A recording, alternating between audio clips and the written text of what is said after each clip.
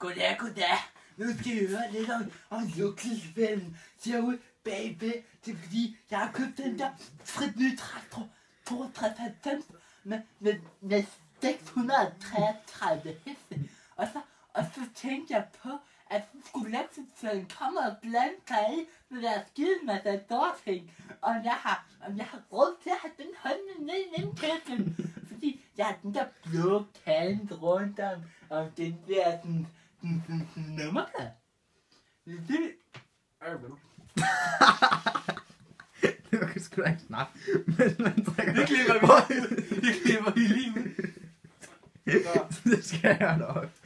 Hold i det. Så siger jeg, skal have i håndklæde. Eller noget, der godt kunne lide. Sådan der. Nej, men så har jeg jo blå kant nede rundt om den der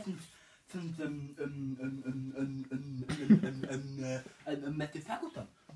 Øjeblik. Du må ikke sidde og grine. Det kan jeg altså ikke lade være med. Det hører bare. Hej. Nå, fuck det. Nå, nu skal I høre. Og jeg kører jo rundt i den der traktor konstanter hele tiden.